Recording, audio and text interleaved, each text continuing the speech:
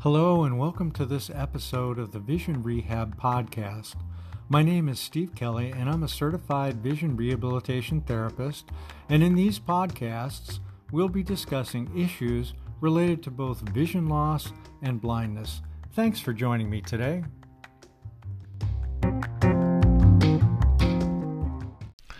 Louis Braille's birthday this past January 4th got me doing a little thinking about how we look at Braille, and specifically how might people who had pretty good sight most of their life and who are now adjusting to a vision loss later in life, what do they think about learning Braille? As a vision rehabilitation therapist, I've found it's not uncommon for people new to vision loss to be reluctant to consider learning even the most basic Braille for simple tasks like labeling medication or food in the pantry. And I'm not really that surprised. An op-ed that first appeared in the New York Times about 10 years ago, titled "Why Do We Fear the Blind" by Rosemary Mahoney, is really haunting in its description of the many ways that cultures around the world tend to fear and shun blindness.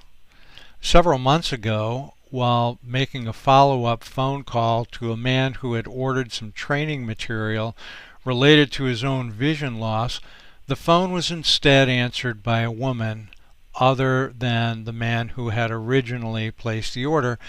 And when I told her who I was and the purpose of my phone call, she immediately blurted out, "He is not blind. He is not blind, and don't you ever call here again."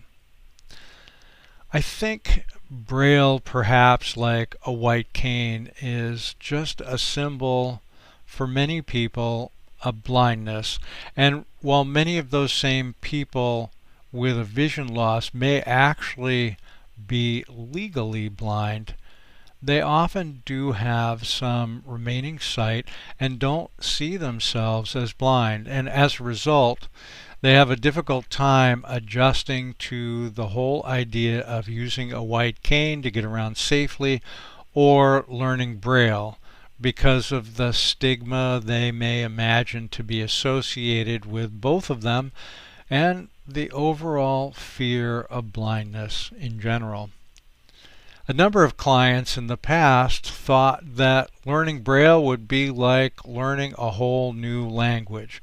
Well, Braille is not a separate language. It is just a code of dots that's used to make English or many other languages tactile, something that can be read by touch.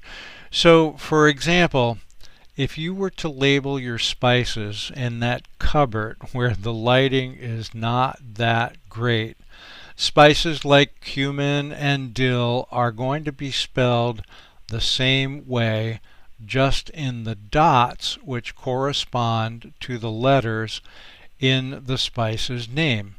And that isn't to say, of course, that Braille is something that can be learned overnight.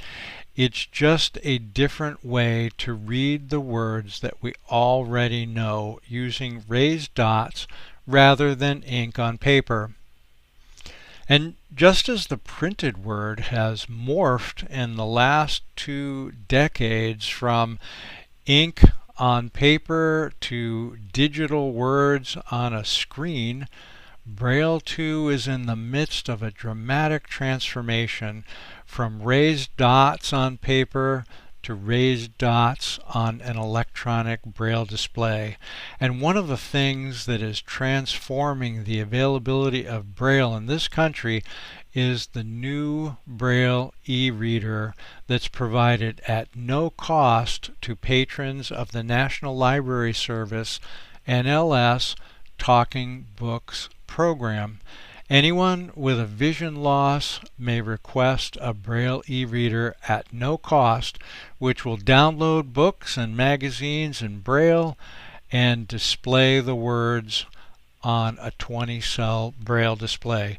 And it's small and portable, about the size and weight of a paperback book. And while some may find that learning and practicing enough Braille to read a book is not something that they're willing to do. There are plenty of other alternatives to reading with reduced vision, like text-to-speech on the computer or smartphone, audiobooks, etc. So for most folks, Braille is going to be another valuable tool that comes in super handy for reading a sign, creating labels, making an overlay for one of those dreaded flat screen appliances. And for those who do take the Braille plunge, it is a rich world, like the world of visual print, where we can live within the words we're reading, reread them again and again, stop and ponder, imagine their meaning and metaphors without a narrator guiding us with their own voices.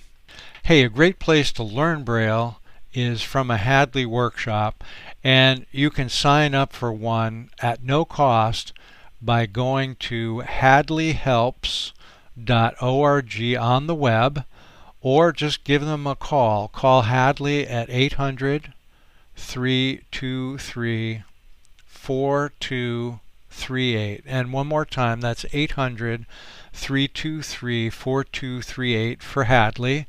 And to check out one of the new Braille e-readers, just go to the NLS website at loc.gov/NLS,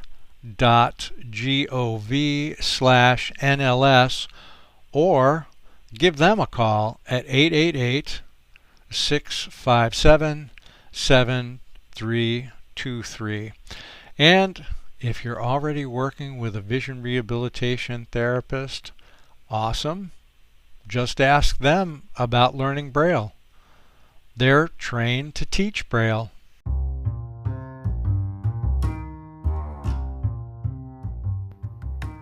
Thanks so much for tuning in today to the Vision Rehab Podcast. I really look forward to you joining me in future episodes. If you'd like to get in touch, please email me at lowvisiontech@gmail.com, and that's spelled LOWV as in Victor, ISIONTECH@gmail.com, or visit lowvisiontech.com, and have a terrific day.